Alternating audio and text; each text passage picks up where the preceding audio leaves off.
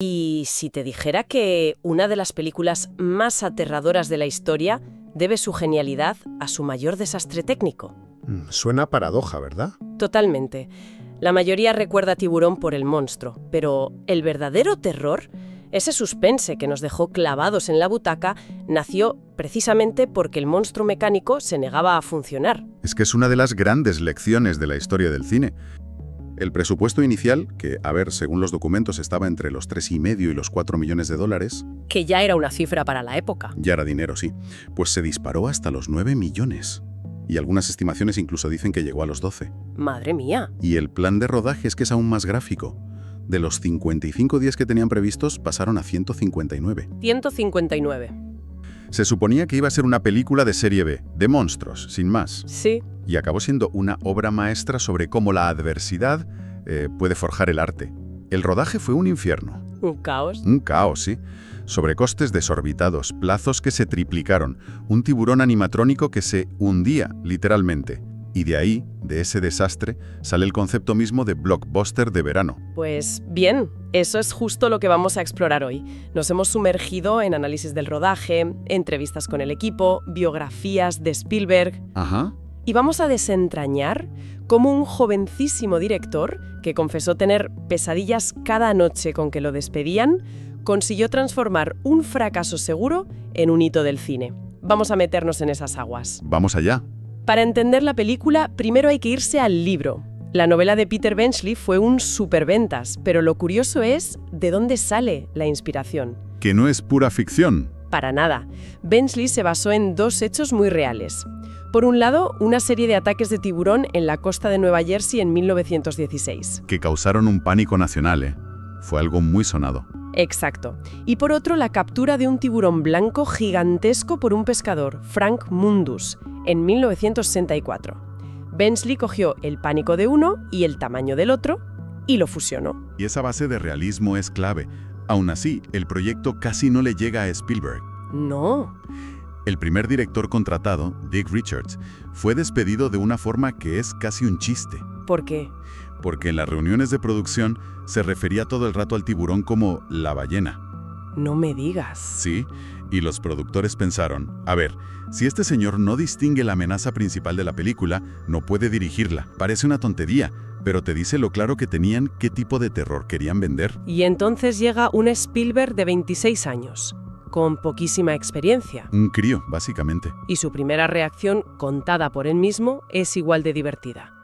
Vio el título Jaws, mandíbulas, en un despacho y pensó, una película sobre un dentista. Menos mal que leyó el libro, porque su visión fue inmediata y además radicalmente distinta a la novela. Totalmente. Vio que el libro tenía muchísimas subtramas que distraían. Un lío amoroso, conexiones con la mafia. Sí, entre la mujer de Brody y Hooper. Exacto. Y Spielberg decidió podar todo eso. Su instinto le dijo que la fuerza de la historia era su simpleza, casi mitológica. El hombre contra la bestia. Una línea recta, una cacería. Sin más. Eso implicó reescribir el guión un montón de veces. Uno de los problemas que vieron era que en los primeros borradores los personajes eran bastante antipáticos. Especialmente Hooper, sí. La misión era que al público le importaran esos tres tíos atrapados en un barco, no solo que le tuvieran miedo al tiburón. Claro. Querían tres arquetipos. Brody es el hombre común, o sea, somos nosotros. Hooper es la ciencia, la razón, y Quint es la experiencia, la obsesión pura. Y el conflicto entre ellos tenía que ser tan potente como la caza. Y esa decisión, centrarse en los personajes, fue lo que salvó la película cuando el monstruo, decidió no colaborar. Y aquí es donde la historia da un giro y el rodaje se convierte en leyenda por las razones equivocadas. Spielberg toma una decisión que todos consideraron una locura. El rodar en el océano de verdad. En el Atlántico, en Martha's Vineyard, en lugar de en un tanque de agua controlado. Quería realismo visceral. Y vaya si lo consiguió. ¿Pero a qué precio? Esa decisión fue una pesadilla. El plan de rodaje era de 55 días. ¿Y cuánto duró al final? 159. Madre mía. El presupuesto pasó de 3,5 millones a más de 9. El equipo estaba agotado, frustrado. Empezaron a llamar a la película Flaws, fallos, en lugar de Jaws. ¡Qué bueno! Cada día era una batalla contra el tiempo, las mareas, los barcos de turistas que se colaban en el plano. Y en el centro de todos esos fallos estaba el villano de verdad. No el de la película, sino el mecánico, O los tres mecánicos, el famoso Bruce. bautizado así por el abogado de Spielberg, que es un detalle genial. Bruce fue un fracaso de ingeniería absoluto. Pesaba más de 1 tonelada, necesitaba 14 operarios y sencillamente no estaba hecho para el agua salada. Claro, La sal corroía todo, la piel de neopreno se hinchaba. El primer día que lo metieron en el agua para una prueba, el tiburón se hundió, directo al fondo. directo al fondo. Spielberg lo describió con una mezcla de pánico y humor negro como una gran merluza blanca. Es que te tienes que poner en su piel. Eres un director joven, el presupuesto por las nubes, el equipo en tu contra, y tu estrella, tu monstruo, es un trozo de metal inútil en el fondo del mar. Lo normal habría sido cancelar. Pero aquí es donde el desastre se convierte en genialidad. Como no podía mostrar al monstruo, Spielberg se vio obligado a sugerirlo. Exactamente. Se vio forzado a adoptar un enfoque que él llamó Hitchcockiano. Si no puedes mostrar el peligro, Muestra el efecto del peligro. Usó la cámara subjetiva, los planos desde el punto de vista del tiburón que son terroríficos. y luego está el uso de los barriles amarillos. Brillante. Es una clase magistral. No vemos al tiburón, pero vemos esos 3 barriles siendo arrastrados bajo el agua con una fuerza imposible. Te comunican el poder de la criatura sin verlo. Se convierten en la amenaza. Y por supuesto, el elemento final, la música de John Williams. Esas 2 notas, mi fa, mi fa. Se convierten en el tiburón. La música es el monstruo durante casi toda la película, y el resultado de toda esa improvisación forzada es que el tiburón, el protagonista, apenas sale 4 minutos en pantalla. 4 minutos. Es increíble. Y aún así, su presencia es constante y abrumadora. Y esa tensión del rodaje no solo afectó a las máquinas, se empezó a filtrar a las relaciones personales. Uf, ¿y de qué manera? La enemistad entre Robert Shaw, que era Quint, y Richard Dreyfuss, que era Hooper, es casi tan legendaria como la película. Era un choque de trenes. Shaw era un actor de la vieja escuela, de teatro, bebedor, con un carácter muy fuerte. Ya, Y veía a Dreyfuss como a un joven neurótico de Hollywood y se dedicó a atormentarlo. Lo provocaba, se metía con su interpretación. y Dreyfuss, claro, se sentía inseguro y saltaba. Hay anécdotas muy duras. Se cuenta que un día Dreyfuss, harto, le tiró el vaso de Bourbon a Shaw por la borda. Vaya, Y Shaw le respondió vaciándole un extintor encima. qué locura. Y lo increíble es que Spielberg no interviniera. Yo creo que fue una mezcla. Por un lado estaría desbordado, pero por otro, Spielberg tiene un instinto brutal para la autenticidad. ¿Vio el potencial? Se dio cuenta de que esa fricción real, ese desprecio que a veces sentían, se traducía en una química en pantalla potentísima. Las discusiones entre Quint y Hooper son eléctricas, porque en parte no son actuación. Estaba usando la animosidad real como una herramienta. Qué arriesgado. Mucho. Podría haber destrozado la película, pero aquí funcionó. Y esa energía caótica impregnó todo.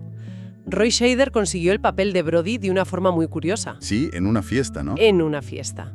Escuchó a Spielberg hablar de la escena en la que el tiburón salta al barco y se acercó y le dijo: «Tengo que hacer esa película». Vamos, que le rogó por el papel. Y hablando de autenticidad, la famosa escena de la bofetada. Uf, sí.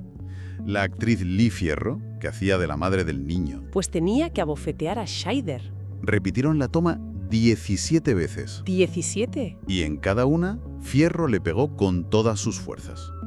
El dolor que se le ve en la cara a Scheider es bastante real. Esto nos lleva a algo que nadie esperaba. Cómo el caos fomentó un ambiente de improvisación. La frase más famosa de la película no estaba en el guión. ¿Te refieres a «vas a necesitar un barco más grande»? Esa misma. Fue una improvisación total de Roy Scheider. Era una broma interna del equipo. ¿Ah, sí? Sí, porque el barco de apoyo que tenían era diminuto. Y todo el mundo se quejaba diciendo esa frase. Y Scheider, cuando ve al tiburón por primera vez, en un momento de inspiración, la soltó. A Spielberg le encantó por lo real que sonaba y la dejó. Qué bueno. Y la improvisación no se quedó en los diálogos. Una de las escenas de más miedo, la de la cabeza de Ben Gardner. Tampoco estaba. Tampoco. No en absoluto. Después de un primer pase de prueba, Spielberg sintió que necesitaba un susto más. Un último grito. Ya. El estudio le dijo que ni hablar. Así que Spielberg pagó $3.000 de su bolsillo, cogió a su montadora, Verna Fields, y rodó la escena en la piscina de ella. ¿En una piscina? Sí, y para que el agua pareciera turbia, le echaron leche en polvo. Es puro instinto de showman. Hasta la música tiene su anécdota. Cuando John Williams le tocó el tema a Spielberg por primera vez con solo 2 notas en un piano, Spielberg se echó a reír. pensó que era una broma. Tuvo que ser Williams quien le explicara que la simplicidad era la clave. Esas 2 notas no son una melodía, son algo primario, imparable, como los latidos de un corazón depredador. Y no nos podemos olvidar de dónde salió la esencia del personaje más memorable, de Quint. Que no era del todo inventado, claro. Para nada. Está muy inspirado en un pescador local de Martha's Vineyard que se llamaba Craig Kingsbury, un lobo de mar auténtico. ¿Y qué hicieron? Spielberg y el guionista pasaron tiempo con él, grabaron sus historias, su forma de hablar.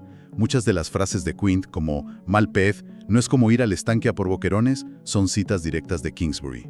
Él fue el ADN del personaje. Pero si hay un momento que eleva Tiburón de una simple película de monstruos a una obra de arte, es el monólogo del USS Indianapolis. Uf, esa escena te hiela la sangre. Y cambia por completo cómo ves a Quint. Es una de las grandes piezas de oratoria del cine, y su creación es casi un misterio. La idea de incluir la historia real del hundimiento, de los supervivientes atacados por tiburones, ¿De quién fue? del guionista Howard Sackler. Luego, John Milius escribió una versión de 10 páginas, brillante, pero larguísima. Entonces, ¿quién escribió el texto final? El que conocemos. El propio Robert Shaw. ¿En serio? Sí, Shaw no solo era un actorazo, era dramaturgo y novelista. Cogió todo ese material y la noche antes de rodar lo reescribió, lo condensó y le dio esa cadencia poética y terrible. Le dio la forma final. ¿Y la grabación de esa escena fue tan dramática como el texto? Muchísimo.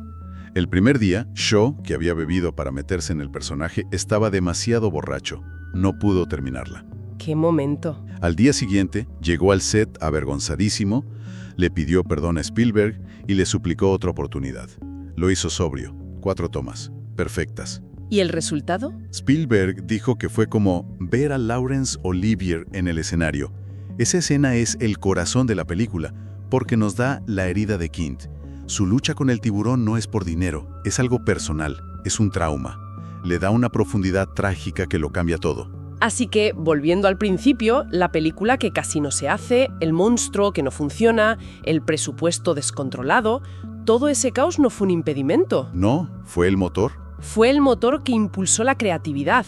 La necesidad obligó a Spielberg a crear suspense en vez de mostrar sangre, a centrarse en los personajes en vez de en el monstruo.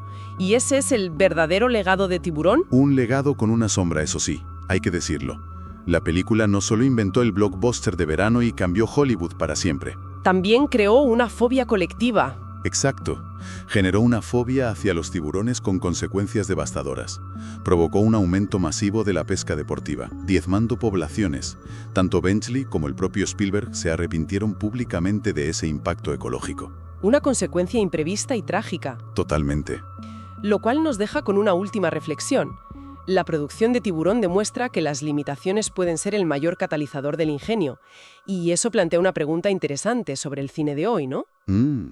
En una época de efectos digitales ilimitados, donde puedes crear cualquier cosa por ordenador, ¿sería posible hacer una película así? Una película cuya brillantez nace de un caos tan físico, tan tangible, de luchar contra un trozo de metal que no funciona. Y si se hiciera, tendría el mismo impacto en nosotros. Exacto. Tendría ese mismo impacto visceral. Es algo en lo que pensar.